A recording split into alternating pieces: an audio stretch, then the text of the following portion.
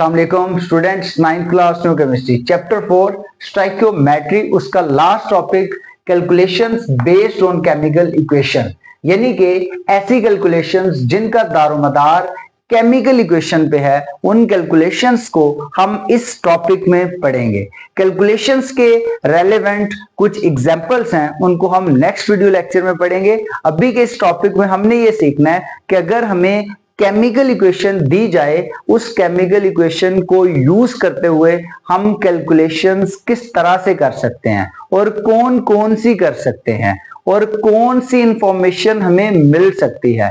आइए इस टॉपिक के रिलेटेड कुछ शॉर्ट आंसर क्वेश्चंस को पढ़ते हैं। पहला सवाल जो बन सकता है वो ये है कि what information can be obtained from complete and balanced chemical equation, यानी कि अगर आपको एक मुकम्मल और मुतवाजन केमिकल इक्वेशन दी जाए तो उससे आपको क्या इंफॉर्मेशन मिलती है, क्या मालूमात मिलती है। अब कंप्लीट और बैलेंस्ड केमिकल इक्वेशन कौन सी है? कंप्लीट का मतलब कि आपको जितने रिएक्टेंट्स दिए गए थे वो सारे के सारे रिएक्टेंट्स ने मिलके प्रोडक्ट बना दिया है, ये होती है कंप्लीट इक्वेशन। अब बैलेंस्ड क्या होती है?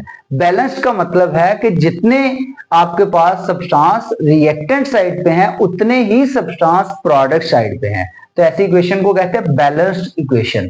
तो अगर आपके पास इक्वेशन कंप्लीट भी है, बैलेंस्ड भी है, तो वो इक्वेशन हमें क्या मालूमात देती है? तो देखें, जो कंप्लीट और बैलेंस्ड केमिकल इक्वेशन है वो हमें बताती है मोल रेशो, और मोल रेशो बताती है या बताती है मोलर मास रेशो। कहां? रिएक्टेंट्स और प्रोडक्ट्स के दरमियान।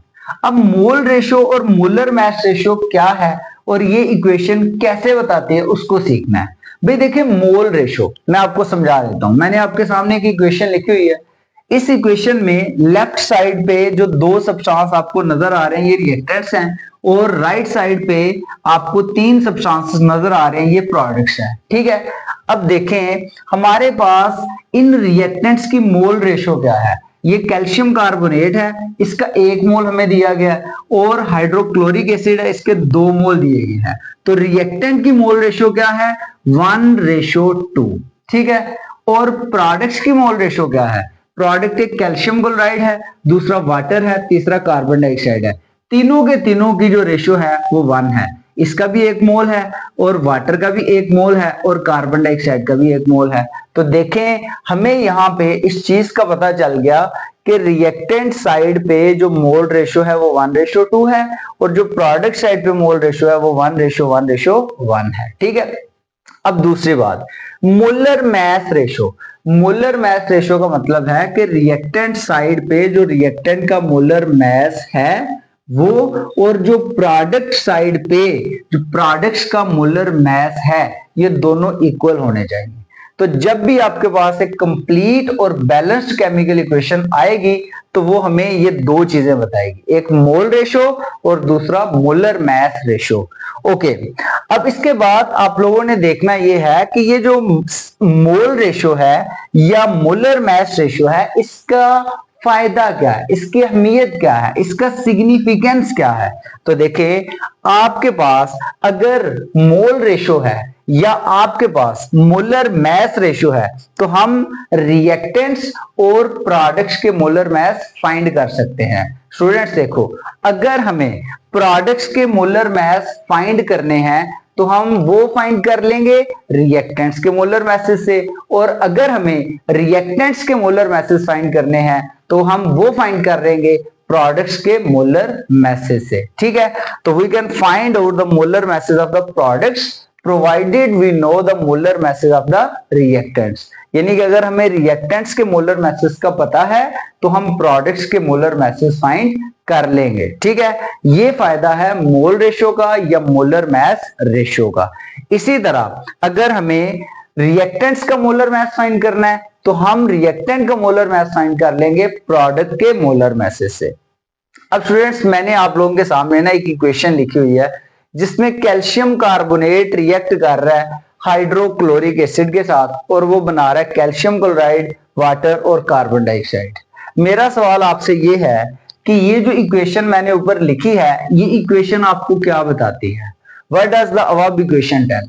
ये इक्वेशन हमें ये बताती है कि 1 mole calcium carbonate, 1 mole calcium carbonate और 2 मोल हाइड्रोक्लोरिक एसिड मिल रहे हैं, और मिलने के बाद 1 मोल कैल्शियम क्लोराइड, 1 मोल वाटर और 1 मोल कार्बन डाइऑक्साइड बना रहे हैं। यानी कि 1 मोल कैल्शियम कार्बोनेट और 2 मोल हाइड्रोक्लोरिक एसिड मिल रहे हैं, और मिलने के बाद 1 मोल कैल्शियम क्लोराइड, 1 मोल वाटर और 1 मोल कार्बन डाइऑक्साइड बना रहे हैं। ठीक है।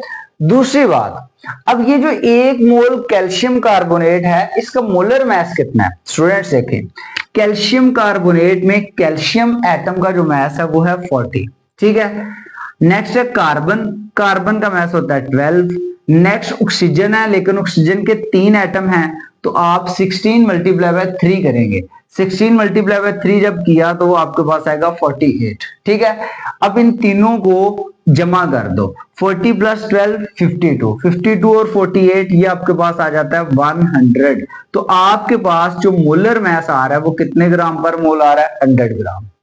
यानी कि 100 ग्राम कैल्शियम कार्बोनेट और दूसरे नंबर पे हाइड्रोक्लोरिक एसिड, हाइड्रोक्लोरिक एसिड के 2 मोल्स दिए गए हैं। एक हाइड्रोजन का मास होता है 1, ठीक है, एक क्लोरीन का मास होता है 35.5, 35.5, लेकिन आपको मोल कितने गिवन है? 2, तो 2 से मल्टीप्लाई कर देंगे।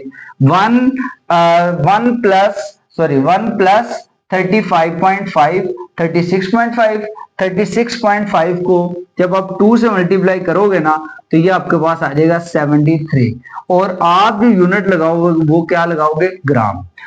तो देखें 100 ग्राम कैल्शियम कार्बोनेट और 73 ग्राम हाइड्रोक्लोरिक एसिड मिल रहे हैं, और मिलने के बाद 1 मोल कैल्शियम क्लोराइड, और 1 मोल कैल्शियम क्लोराइड का कितना मास है?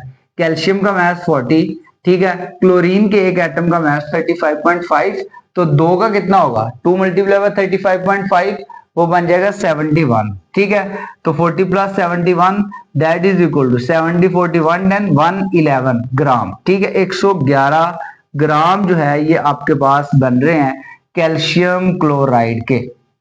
उसके अलावा वाटर, वाटर की बात करते हैं। वाटर में 2 हाइड्रोजन 1 ऑक्सीजन है, एक हाइड्रोजन का होता है 1, तो 2 हाइड्रोजन का 2 होगा, तो 2 प्लस 1 ऑक्सीजन है उसका 16, 2 प्लस 16 कितना होगा? 18 ग्राम।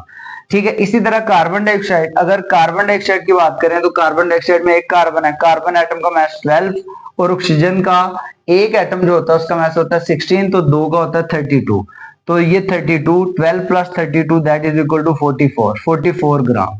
तो देखो इस इक्वेशन ने हमें 2 चीजें बताई हैं। एक चीज बता दी मोल रेशो, और मोल रेशो किसकी बताई? रिएक्टेंट्स की और प्रोडक्ट्स की। ठीक है। दूसरा क्या बताया? दूसरा मोलर मास रेशो। देखो यहां पे आपके पास 100 ग्राम कैल्शियम कार्बोनेट, ठीक है, लाइमस्टोन, और 73 ग्राम हाइड्रोक्लोरिक एसिड मिल रहे थे, और मिलने के बाद इन्होंने 111 ग्राम कैल्शियम क्लोराइड, 18 ग्राम वाटर और 44 ग्राम जो है कार्बन डाइऑक्साइड बनाया। अब याद रखें कि ये जो आपके पास रिएक्टेंट्स का मास है इसका सम कर लें, और ये जो आपके पास प्रोडक्ट्स का मास है इसका सम कर लें, ये इक्वल होगा। क्यों इक्वल होगा? क्योंकि ये कंप्लीट और बैलेंस्ड केमिकल इक्वेशन है, और ये इक्वेशन फॉलो करती है law of conservation of mass को। और law of conservation of mass के मुताबिक ये होता है कि मास को ना तो हम डिस्ट्रॉय कर सकते हैं ना खुद बना सकते हैं, बल्कि एक शक्ल से दूसरी शक्ल में चेंज कर सकते हैं। तो ये दोनों मासेस का सम इन तीनों मासेस के सम के इक्वल होगा, यानी कि टोटल मास जो रिएक्टेंट्स का है और प्रोडक्ट्स का है ये होगा इक्वल। स्टूडेंट्स, ये जो बातें मैंने आपको बताई हैं ये बेस है चंद न्यूमेरिकल्स की। ठीक है। इसके बाद हम जो एग्जांपल्स बनी हुई हैं, जो हम कैलकुलेशंस करेंगे बेस्ड ऑन केमिकल इक्वेशंस, वो नेक्स्ट वीडियो लेक्चर में पढ़ेंगे। तब तक के लिए अल्लाह हाफिज।